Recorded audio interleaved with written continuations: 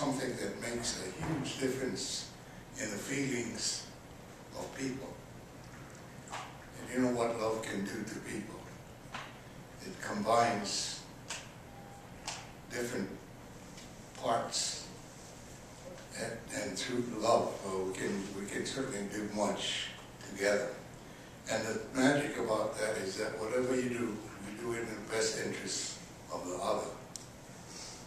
And so that's what Hawaii is about, and that's what the law carries as we express it.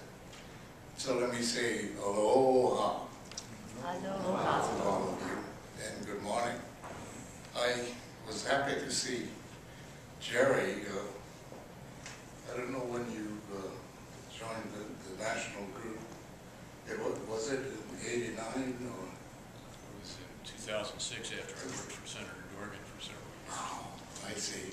So I used to get to sit behind you. Yes. And so Jerry has been around and has, in a sense, been working around this area on hydrogen. So I want to first thank Jerry for his introduction and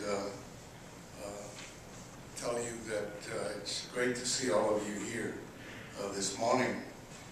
And I just, looking at all the young people who are here, I just got to tell you, these are exciting times, and you are at the edge, at the threshold of a new era.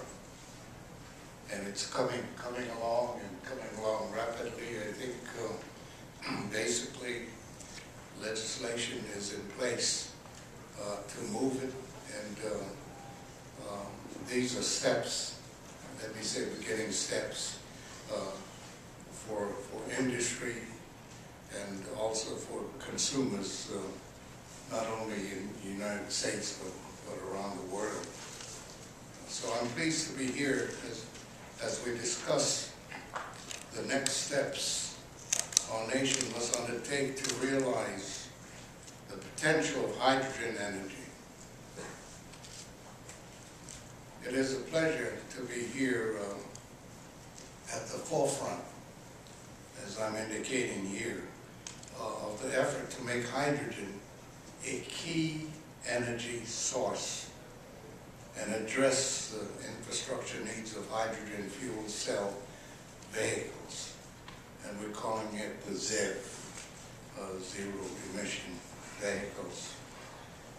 As a long-time advocate for alternative energy, I've worked to promote hydrogen because I believe that it is the key to maintaining energy independence, keeping our nation safe, and asserting American economic leadership and competitiveness.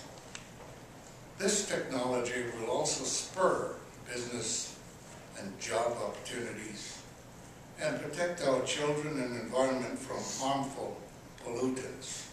And we're moving in that area also. When I served in the House, which was more than